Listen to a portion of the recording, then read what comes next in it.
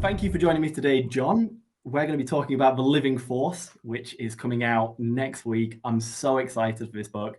And thank you for joining me today and talking to me. Oh, glad to be here. Now, I am so excited for this book. And I think one of the main reasons that I'm so excited for this book is because Qui-Gon Jinn is one of my favorite Star Wars characters of all time. I'd easily say he's my favorite Jedi. I think that's one of those questions that I can answer very easily when it comes to Star Wars. One of the very few questions that I can answer very easily. And what caught my attention was you using that quote from The Phantom Menace, be mindful of the living force, when the book was announced. And that felt very deliberate. So would you mind, and obviously it's part of it's the title of the book. So would you mind telling me a little bit more about why that quote stood out to you? Qui-Gon is very interested in those who are around us, those who are alive today, as opposed to the very far future. He does have this one thing he dabbles in, which is, the prophecy of the chosen one. Yeah. But otherwise, he's fairly well set in terra firma, or whatever planet he happens to be on. He cares about those who are about. And we see that even in Phantom Menace, which is set 1 year after this book, he has to quibble a bit with Obi-Wan, saying, there's no such thing as a useless life form. Everybody has meaning, everybody has importance. You never know. And on the point of him quibbling with Obi-Wan, I understand that his, let's say, diplomatically challenging nature is what instigates the story in The Living Force. What was it that stood out to you about Qui-Gon Jinn in that way? Yeah, he's not a rebel. I think he's just more unorthodox. I think he Yeah, doesn't really feel like he wants to necessarily immediately adapt all the older, or what might be the hidebound traditions of the council, many of the members of whom have been on station for hundreds of years by now. And I think that he is very much wanting to encourage them to get out of the ivory or metal tower, as it was, yeah. and get out and see what's going on in the galaxy. I love that because for me, the Force and that more mystical side of Star Wars is one of my favorite aspects of it. I feel like that's something that should be explored more. And but there's such a diversity of thought there. What was it that made you want to explore the Force more in this book? Yeah, the that sort of dichotomy between the living force and what we used to call in Star Wars the unifying force or the cosmic force, the now versus the everything. Yeah, I think that is at work in a lot of the strategic decisions, the tactical decisions that they've made over the years. Obi-Wan and Yoda telling Luke not to go help his friends in Empire Strikes Back, that you might cause their larger purpose more harm by going, is actually wrong advice. Because if he hadn't gone and met his father and learned the truth earlier, he wouldn't have had the episode where he, looks at the hand at the end of Return of the Jedi, Yeah, because he's had that moment where he's, lost the hand in Empire Strikes Back because of his, willingness to go help his friends. And Lucas very much makes sure that we see that moment with the glove, where he understands there suddenly the prophecy of the tree, the vision he had, yeah, and he kind of sees, yeah, this was actually the right thing to do, even though it may have seemed at the time like a failure. It really wasn't a failure, because without R2D2, they don't get away from Darth Vader. Uh, yeah. but but yeah, I mean, I think that very much there is an undercurrent in the living force that the force is talking to all of these different counselors in multiple ways, and they have to sift between which is the right one. That's really, really interesting what you've just said there. And I'm going to come onto the council members a little bit later on. But whilst we're talking about Yoda and Obi-Wan specifically in the original trilogy, if you were to describe the Force to Luke as Obi-Wan does on Tatooine at the beginning of A New Hope, channeling your inner Alec Guinness, how would you do that? What words would you use? I don't have a Alec Guinness voice. Yeah, I used to have a Jimmy Stewart voice, but I don't have that anymore. It's they oh, only a master of evil, Darth. No, but the problem would be, I think, coming up with anything better than what they wrote Yeah, for Obi-Wan Kenobi, because again, it's really hard to tell a kid whose life has been more or less without significant meaning to him yeah, that he's part of something bigger and more wonderful other than Obi-Wan does. I mean, it's takes some convincing, and in fact, Luke is not immediately convinced yeah. in that sequence. He's got to go home. It just turns out that there is no home. That's so true. Yeah, I've never really thought about it like that. That he wasn't convinced straight away. Like he did still Yeah. question. I've never really thought about that. And that's one of the things that I love about Star Wars. And again, it's an Obi-Wan Kenobi quote, but how we all view things from a certain point of view, and that's what's Hmm. informing our decisions going forward. I love that. Absolutely. And I have noticed that in some of your previous work, the theme of a Jedi's responsibility is something that's worked its way in some of your previous Star Wars novels. So, how would you summarize a Jedi's responsibilities from your certain point of view? Well, I mean, there's an old phrase from politics: "Think globally, act locally." Yeah, I think this is sort of goes along with the other tensions that I've been talking about here. Is that I don't think that Yoda or Obi-Wan meant any harm or to Luke's friends, but they absolutely were focused on the big issue that they were grappling with, which Mhm. is the future of everything and all the cause, everything that they worked for umpty ump years. I think they very much needed to maybe have attenuated what they were looking at. One of the moments that I love in the prequels is just a throwaway bit where it played as a joke, but it is where Obi-Wan tells the guy that he doesn't want to sell him death sticks, and tells him to go home and rethink his life. And you would say, that's just a joke, but you also would look at that and say, that's probably what the Jedi are doing a lot of the time. Mhm. Is they're actually counseling, advising, guiding a little bit the people, and that is what Qui-Gon is sort of asking them to do to help one person. And that phrase, even appears on the back of the book. Fantastic. Oh, I love that. And again, that's something that I've never really thought about any more than the scene is when Obi-Wan is saying, go home and rethink your life, and he's helping that one person.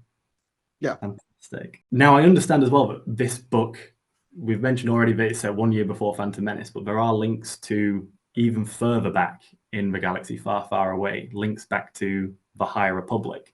Can we expect any High Republic Jedi to be name dropped in this book? I can say yes. I Okay. cannot suggest that there will be a slew. One of the things that I want to be careful of always is there are a lot of years between here and there. Mhm. And one of the things that I am always cautious of is making sure that I don't close off any avenues for other writers. Mhm. We did a thing in Knights of the Old Republic where we had the character Zane Carrick, who was a renegade and trying to clear his name. In the Old Republic online role-playing game, which was set over 100 years later, Yeah. there is a Carrick station. And I remember saying at the time, he hasn't done anything yet that would be worthy of getting a station named after him. And so I sort of hand waved it for a while, saying, okay, well, he's got four sisters. There it might be a common name. But I think that is something that I do try to be mindful of, as Obi-Wan would, or rather as Qui-Gon would say to Obi-Wan, that sometimes these story avenues that you close off might be your own, And so Okay. I try to be careful of that. But reference, yes. I do not do that without great thought, though. That makes total sense to me, and I think it's great that you've got that consideration of the story in mind, especially because there is a huge wealth of incredible content for the High Republic now, and it's quickly become that fan favorite sub franchise within Star Wars, as well as a real personal highlight for me. I'm loving reading about that era and seeing how it starts to play into the prequels, and it's informing Hmm. some of that there's tenuous links, I suppose you could say, but it was that something that you caught up on, that you referenced, and how did that inspire you as you were writing The Living Force? There are a number of Jedi, Yoda, Yaddle, Irael Poof, however you pronounce these names. I'll find out when I get the audiobook. There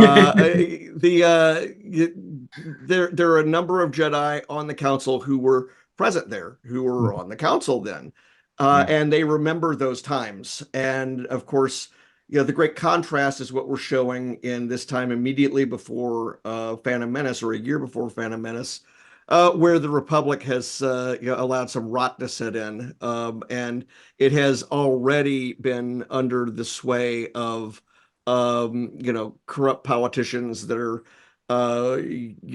influenced by Palpatine. Mhm. And it's not something that they are aware of or have noticed yet, but they are certainly at this point beginning to be aware of the fact that things today do not look like they did back then. Yeah. And that is a central point in the book.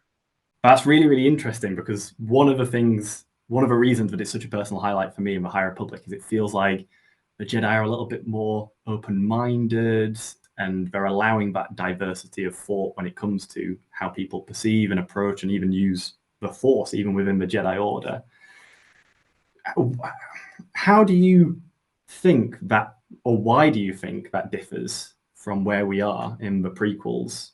I think in the prequels, they're almost in a defensive crouch, and I don't mean to say that they're under attack by, evil forces, although they are. I don't mean to say that they're under attack in a warlike situation in terms of the Clone Wars. They are under attack from all of the needs that this burgeoning galaxy have asked of them, and the Senate has asked of them, and the Chancellor has asked of them, and Palpatine's puppets are involved in all of this, and so I think that they are very much struggling to balance, as Qui-Gon uses that phrase also in the back of the book. Qui-Gon says, you're trying to balance your responsibilities to this bigger picture that have gotten so complicated, and bureaucracy has filled so much of your days. You're handling requests for Jedi here, requests for Jedi there. They do keep their own council, but of course that never really works. They're having to deal with the fact that this relationship they have with the Republic, which for years has been this thing where it's been very much even on both sides, give and take, Yeah. has gotten to be more burdensome on their side. And so this is one of the reasons that I like that there are 12 counselors. They all have different views of what their role should be right now, and relative to what it was. And again, that's where those counselors that have been around for the longest time come in. Mhm. Really interesting. And it sounds like you had those differences in mind. That was intentional, feeding it into that book, seeing that difference Exactly. from where we were in the High Republic and where we are now in the prequel era. That's really, really cool. That's great to hear. And I've always felt like Qui-Gon Jinn was trying to open up the council's eyes a little bit and give them that awareness. And it feels like this novel is doing the work to bridge that gap. And we're seeing why he's doing that, where we were going from. I think that's true. I think that's true. I wanted him to be a wake-up call for them. I can't wait to read the book, John. This is it sounds like it's right up my alley. It's exactly what I like about Star Wars, that mystical cyber diversity. I can't wait to read it. And how would you say this novel impacts some of the decisions that the council makes in the prequel era? I'm talking about things like being involved with the Clone Wars, which you've mentioned. I do see that one of the major threads that I wanted to pick up on, and it does get picked up on this, has to do with the relationship between the Jedi and what will eventually be the Republic Navy. I have written a lot about the Republic Navy, certainly back in the Knights of the Old Republic days, and their love-hate relationship with the Jedi, who again, basically these outsiders, these priests who come aboard and call themselves generals and do what they're going to do, and every so often they have a revolt and a civil war and everything goes to pot. I think at this point where there really is no Republic Navy any more than there is a Republic Army. I mean, basically saying you guys can go do this and do that.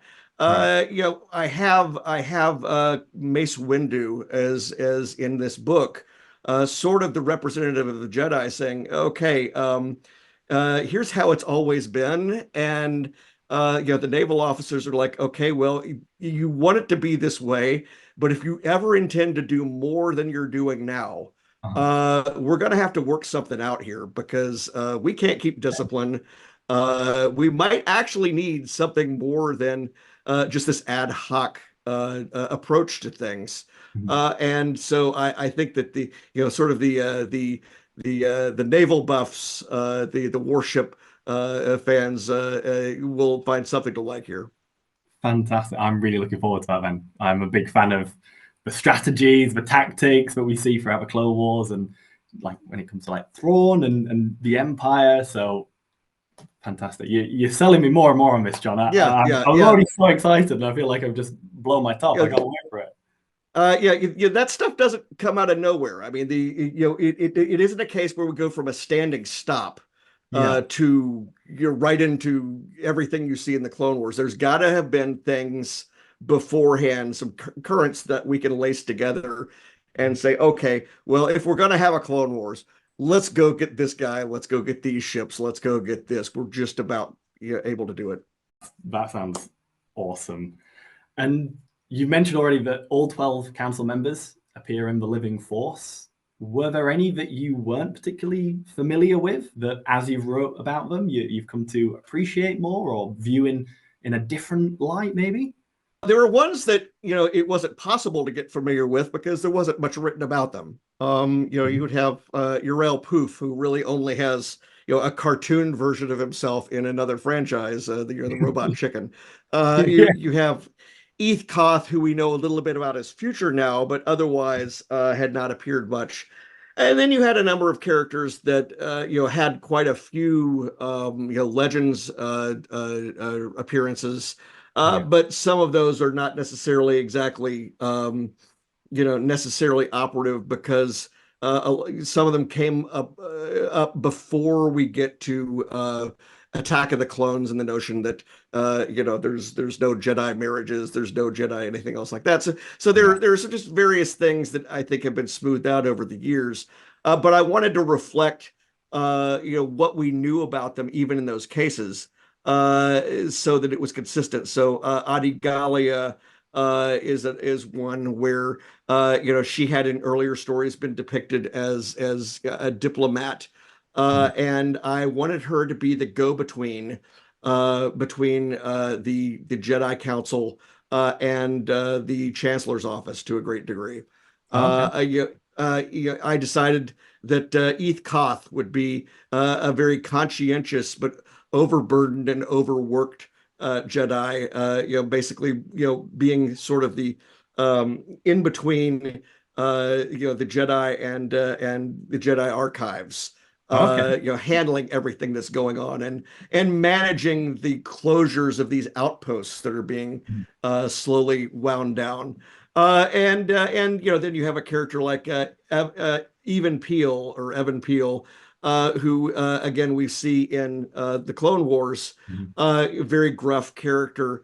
The previous stories had him hailing from a war-torn homeworld, Mhm. and I figured out, okay, well, let's say that he's gone back to that war-torn homeworld, since being raised with the Jedi, and that he's basically adopted some of their speech patterns and expectations and understandings of the galaxy, and Cool. so he is very much the person who when he gets off the spacecraft on the planet Kwenn, he's the one that goes looking for trouble.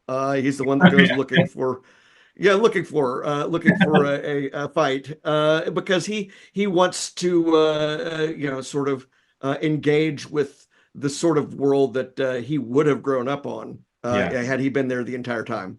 Awesome. I love that. This all sounds perfect to me, so I can't wait to start reading it next week. It's interesting that you mentioned about the planet Quen as well, because I understand that there will be a map of Yes, the planet in every single copy of the Living Force, regardless of platform. that's Was right. there any particular reason that you wanted to include that map with the book? I've been doing maps. I just did the first Star Trek novel with planetary maps for my Strange New Worlds novel, The High Country. I did a map in my Lost Tribe of the Sith book years ago for Star Wars. Working with my first Star Wars prose editor, Shelley Shapiro, who had been the map maker for Judy Lynn and Lester Del Rey as their assistant for a lot of these fantasy and science fiction books that company put out in the 80s and 90s. I she encouraged me to include my map in the book, and we did. And so for this book here, I realized that the locations, these many different islands that the Jedi go to on this planet, they all have a different personality, and I wanted each Jedi to it's not a thing where every Jedi gets one island, Mm. but I wanted them to be going back and forth between them, and we get the sense as the story goes along because they're arriving at different times, Yeah. and so they're arriving in some cases in the middle of one another's stories, and connecting, and I felt that if the reader could be served by anything, it would be a map. Yeah. Grounds it more, makes it a bit more, you're able to envision it more. Correct. Fantastic. And one thing that made me laugh as well whilst I was doing my research was I read that you were actually in a Wendy's restaurant when this was announced and you tweeted out about it. Was there Yeah. any Jedi wisdom that you channeled in that moment? Well, I'm glad that I was off the interstate because you shouldn't tweet and drive. That is, it was one of those things where I knew they were going to announce it at some point, but we had no exact idea when. But yeah, I one of the things that I've learned over the years is to have all my tweets, have all my posts or whatever they are ready to go when possible, and keep a copy of my files on my phone or my whatever I happen to be traveling with in terms of needing images or whatever. Very Jedi-like to be prepared for any situation, but go Yeah. with the flow as well. Fantastic. And finally, what words of wisdom from a galaxy far, far away would you like to leave your fans, your readers with?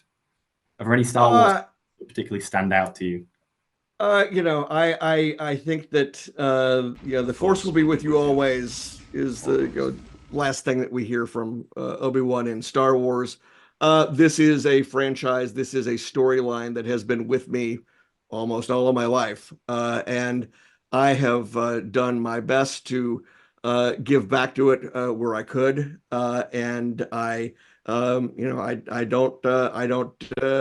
quarrel over it or fight over it or anything like that. I there is no franchise that I think is the equal or the like of Star Wars. I think that I was somebody who resisted the whole idea of Star Wars versus Star Trek, or Star Wars versus whatever it happened to be.